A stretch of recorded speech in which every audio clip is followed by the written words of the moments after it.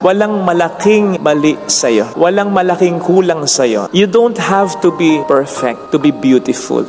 Kahit naman yung roses na maganda, may tinik din. Kahit naman yung magagaling na mga players, nagmimintis din. Kahit naman magandang tanawin, may basura, may dried leaves din. You don't have to be perfect to be beautiful. You just have to be perfectly you because you are already beautiful.